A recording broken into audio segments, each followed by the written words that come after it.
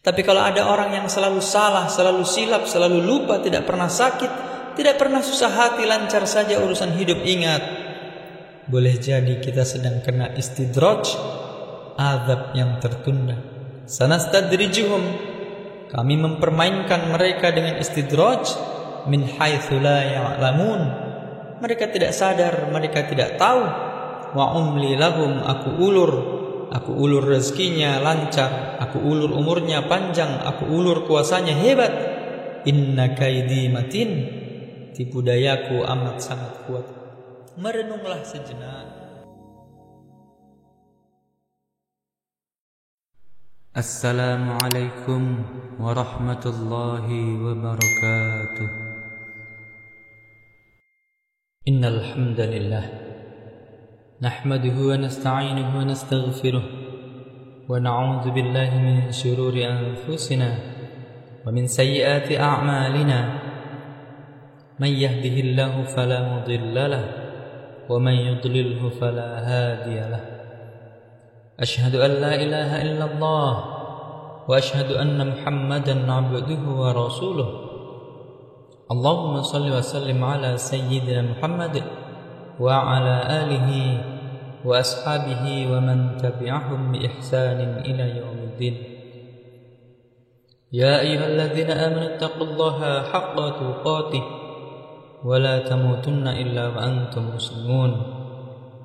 Ya ayyuhan nas ittaqu rabbakum alladzi khalaqakum min nafsin wahidah wa khalaqa minha zawjaha wa batha minhuma rijalan katsiran wa nisaa'a wattaqullaha alladzi tasaaluna bihi wal arham innallaha kana 'alaikum raqiba. Ya ayyuhalladzina amanu taqullaha wa qulu qawlan sadida yuslih lakum a'malakum wa yaghfir lakum dhunubakum wa man yuti'illaha wa rasulahu faqad faza fawzan 'azima. Usikum wa nafsi bi taqwallahi wa ta'atihi la'allakum tattaqun. Amma ba'd. Hadirin jemaah Jumat yang insyaallah dimuliakan oleh Allah. Tidak ada kata yang dapat mewakili nikmat, tetesan darah, detak jantung, hembusan nafas, langkah kaki, ayunan tangan, semua hanya dapat dibalas dengan ucapan alhamdulillah.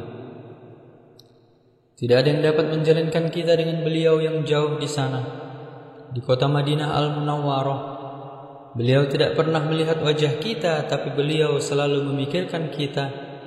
Kita kirimkan untuknya Allahumma salli ala sayyidina Muhammad wa ala ali sayyidina Muhammad. Hadirin jemaah Jum'ah yang insyaallah dimuliakan oleh Allah. Ketika Nabi Sulaiman alaihi salam bersama bala tentaranya berjalan, beliau diberikan satu mukjizat, mendengar makhluk yang terkecil sekalipun, semut. Dan beliau tidak hanya sekedar mendengar, beliau paham bahasanya. Maka Nabi Sulaiman alaihi salam menahan bala tentaranya untuk berhenti sejenak. Jangan berjalan. Kenapa pasukan bala tentara Nabi Sulaiman tidak berjalan? Karena Nabi Sulaiman mendengar kepala suku dari kaum semut berkata kepada masyarakatnya, "Wahai semut-semut, masuklah ke dalam sarang-sarang kamu di lubang tanah, karena pasukan bala tentara Sulaiman akan lewat. Jangan sampai mereka menginjak kamu." Nabi Sulaiman adalah nabi sekaligus raja sekali raja. Dia salah satu nabi yang dipilih Allah menjadi rasul, tapi tetap baginya menganiaya makhluk Allah merupakan perbuatan yang tidak terampuni. Hanya semut yang dianggap sepele, remeh-temeh. Hari ini berapa banyak orang memperlakukan binatang makhluk serangga bernama semut bukan apa-apa dan bukan siapa-siapa. Tapi Nabi Sulaiman alaihi salam, dia tetap merasa takut kepada Allah untuk menganiaya binatang. Bukan binatang besar sebesar kambing, bukan sebesar lembu, hanya semut kecil dan bukanlah apa-apa. Begitulah Allah Subhanahu wa ta'ala ingin mengajarkan kepada kita bahwa berbuat zalim, aniaya kepada makhluk Allah tetap akan dituntut di hadapan Allah Subhanahu wa ta'ala. Di dalam kitab Ar-Risalah Al-Qushairiyah, Disebutkan bahwa ada orang yang ibadahnya banyak, salatnya khusyuk, zikirnya beribu, khatam Al-Quran, takwa, takut kepada Allah. Tapi ternyata hisabnya di akhirat sangat lama. Mengapa lama perhitungan amalnya di akhirat? Bukankah salatnya sempurna? Bukankah hajinya, zikirnya, baca Qurannya lengkap? Apa yang membuat dia lama dihisab? Ternyata ketika dia pulang dari undangan makan, tersangkut makanan di celah giginya. Dia tidak sabar sampai ke rumah. Tak sabar kakinya melangkah ke pintu rumah untuk mencongkel makanan yang tersangkut itu. Maka tangannya meraih ujung ranting tanaman yang tumbuh di tepi pagar rumah orang. Lalu dia ambil, dia tusukkan ke giginya untuk mengeluarkan makanan yang terselip dan tersangkut di giginya itu. Rupanya gara-gara hal yang kecil lah orang banyak terkendala mendapatkan rahmat Allah Subhanahu wa ta'ala. Kalau sekecil itu pun kita akan dihisab, dituntut. Bagaimana dengan potongan-potongan kayu? Bagaimana dengan hutan belantara? Kita akan diminta tanggung jawab di hadapan Allah Subhanahu wa ta'ala. Salat kita belum tentu sekhusyuk mereka. Zikir kita belum tentu sebanyak zikir mereka. Infak sedekah kita belum tentu sedahsyat, sehebat wakaf dan perbuatan baik mereka. Tapi dosa kita terlalu banyak kepada orang lain. Dosa kepada Allah Subhanahu wa ta'ala, maka Allah Maha Ghafur, Allah Maha Rahim, Allah Maha Pengampun, Allah Maha Penerima Taubat, Maha Kasih dan Sayang. Ma muslimin yuzlimu dzamban, kalau ada orang yang silap, khilaf, salah, berdosa, thumma yatatahhar, mandi, bersuci, berwudu, bertayamum, thumma yusalli rak'ataini, salat sunnah 2 rakaat, thumma yastaghfirullah, dia beristighfar minta ampun kepada Allah, illa ghafarallahu lah, maka Allah akan ampunkan dosanya. Minta ampun kepada Allah dengan sujud panjang. Aqrabu ma yakunul 'abdun min rabbih fahuwa sajid. Orang yang paling dekat dengan Allah ketika sedang bersujud, minta ampun kepada Allah. Duduk di antara 2 sujud, Rabbighfirli warhamni wajburni warfa'ni warzuqni wahdini wa'afini wa'fu anni. Beristighfar. Man lazimal istighfar, siapa yang melazimkan memperbanyak istiqamah istighfar, ja'alallahu lahu min kulli dhikin makhraja, segala kesempitannya diberikan jalan keluar. Wa min kulli hammin faraja, segala kesusahannya akan diberikan kelapangan. Wa razaqahu min haitsu la yahtasib, diberi rezeki dari jalan yang tak disangka-sangka. Menangis di pintu Ka'bah belum tentu dapat menghapuskan dosamu kepada manusia, karena dosa manusia urusannya adalah dengan manusia. Berapa banyak tangkai, dahan, ranting pagar rumah orang yang sudah kita ambil. Berapa banyak lisan, tangan teraniaya, hati, perasaan orang lain, gara-gara kata-kata lidah yang berbisa. Kita akan diminta pertanggungjawaban di hadapan Allah Subhanahu wa ta'ala. Begitulah pentingnya muhasabah. Laki-laki yang sehat, baligh, berakal, dalam sepekan 7 hari 24 jam dia merenung sejenak. Apa kata Abu Darda? At-tafakkur sa'ah, bertafakkur, berpikir sesaat, khairum min qiyami lailah, lebih baik daripada tahajud sepanjang malam. Sudah berapa banyak orang yang kita aniaya? Sudah berapa banyak manusia yang terzalimi? Anak buah kita, karyawan kita, asisten rumah tangga, pembantu. Mereka tidak punya kuasa, mereka bergantung makan, biaya sekolah anaknya, kreditnya, kos-kosannya. Mereka tak berdaya, tapi ingat, di tengah malam mungkin doa mereka lebih khusyuk. Di saat bangun mengadu kepada Allah Subhanahu wa ta'ala, ittaqu da'watal mazlum, hati-hati dengan doa orang yang teraniaya. La turad, doa mereka tidak tertolak, tidak ada di antara mereka dengan Allah hijab. Perlu merenung sejenak. Kenapa begitu banyak kesulitan? Kenapa begitu banyak kesusahan? Kenapa begitu suntuk pikiran? Padahal harta lengkap, keluarga sehat walafiat. Boleh jadi kita sudah menganiaya orang. Tidak ada angin, tidak ada hujan. Seorang raja tiba-tiba saja tangannya bengkak. Di dalam kitab Gharaib wat Taraib yang ditulis oleh Syekh Abu Amr Al-Misri. Lalu kemudian dia berusaha berdoa berobat, tapi bengkaknya tidak juga hilang. Sampai akhirnya ada hamba Allah yang dibukakan Allah hijab, disingkapkan karena suci, bersih hatinya. Lalu orang soleh ini bertanya kepada raja, mungkin Tuan Raja pernah menganiaya orang? Saya tidak pernah menganiaya orang. Cobalah renung-renungkan, pikirkan sejenak. Akhirnya dia berpikir sejenak. Rupanya 2-3 hari yang lalu dia sedang duduk di depan istana.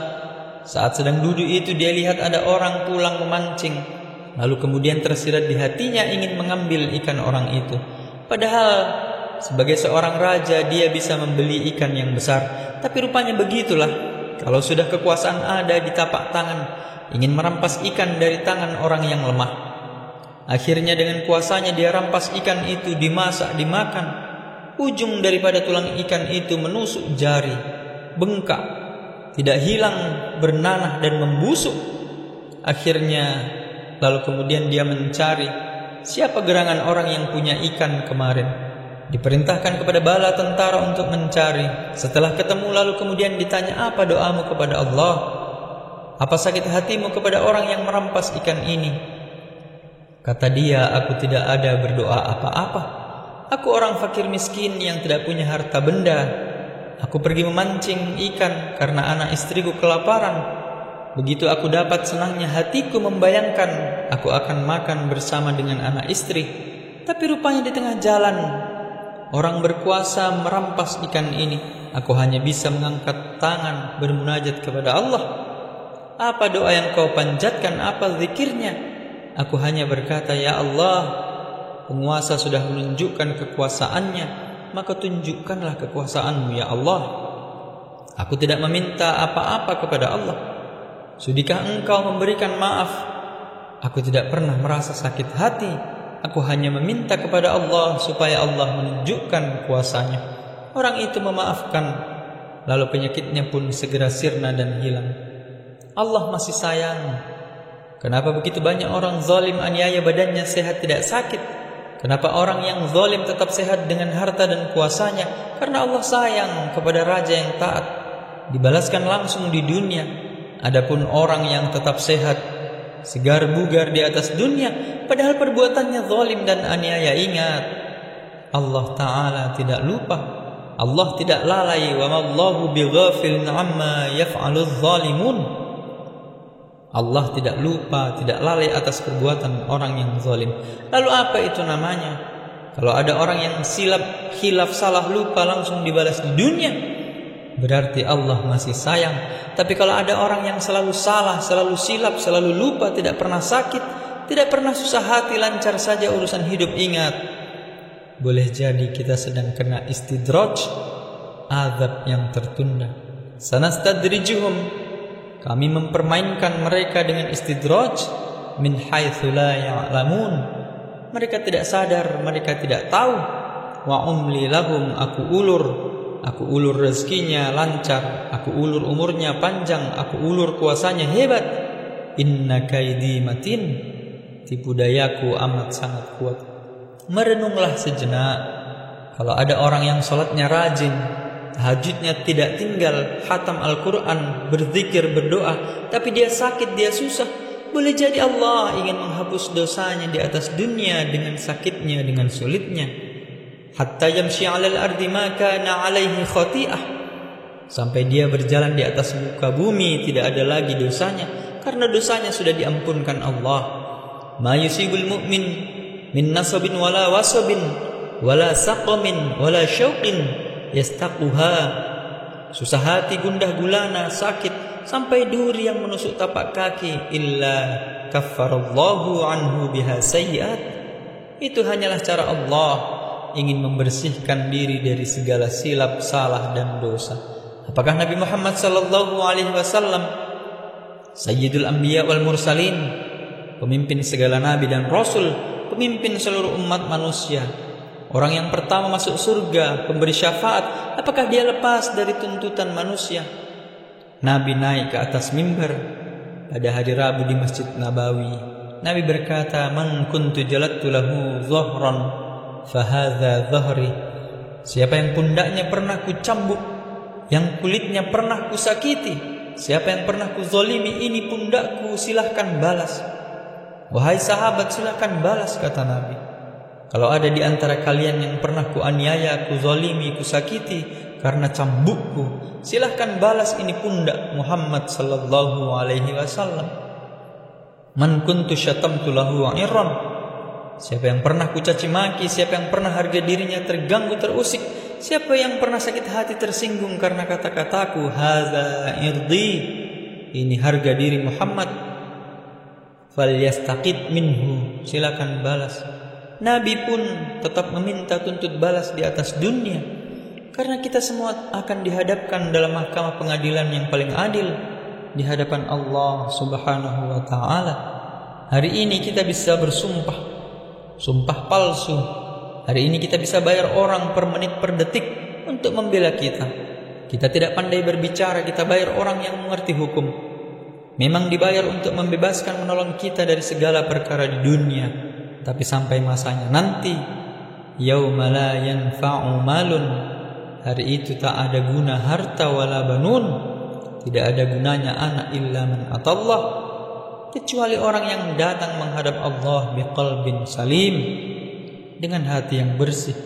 Bagaimana dengan orang yang rajin tahajud? Bagaimana dengan orang yang rajin sholat sunnah?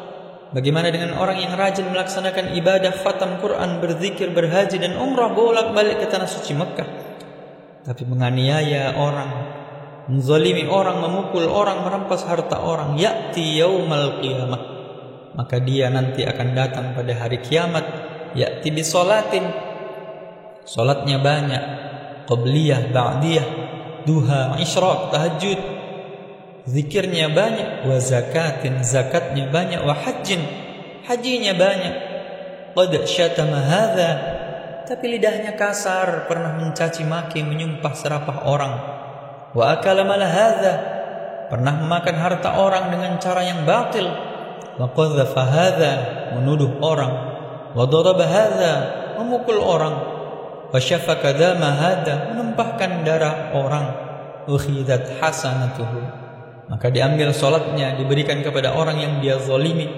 diambil puasanya, diberikan pada orang yang dia aniaya, diambil zakatnya, diberikan pada orang yang dia pukul, diambil hajinya, diberikan pada orang yang dia makan hartanya dengan cara batil.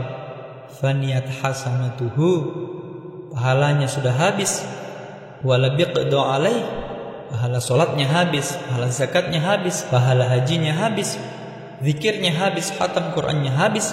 Tapi ternyata yang mengantri tetangganya, masyarakatnya masih banyak yang menuntut di hadapan Allah.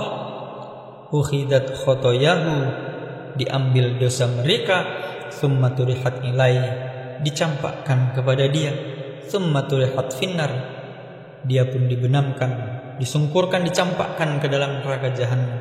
Inilah orang masuk neraka bukan karena tidak sholat, masuk neraka bukan karena tidak puasa, masuk neraka bukan karena zina, masuk neraka bukan karena judi, masuk neraka bukan karena riba, masuk neraka karena menganiaya orang lain. Tidak ada cara lain. Jangan tunjukkan diri karena kaya, karena hebat, karena alim, tapi lihatkanlah diri banyak dosa, ulurkan tangan, mintakanlah maaf sebagaimana Sayyidina wa Maulana Muhammad sallallahu alaihi wasallam. Isma syi'ta, silakan hidup sesuka hati, hidup sombong karena kaya seperti Qarun, silakan. Hidup angkuh karena kuasa seperti Fir'aun, silakan. Hidup sombong karena ilmu hebat seperti penjilat Haman, silakan. Hidup dengan ilmu agama tapi tidak pernah mengajarkan agama seperti Bal'am. Fa innaka mayyit, sesungguhnya kau akan mati, kau akan diminta pertanggungjawaban di hadapan Allah Subhanahu wa taala. Barakallahu li wa lakum fil Qur'anil azim, wa nafa'ani wa iyyakum bima fihi minal ayati wa dzikril hakim, wa taqabbal minni wa minkum tilawatahu innahu huwal ghafurur rahim.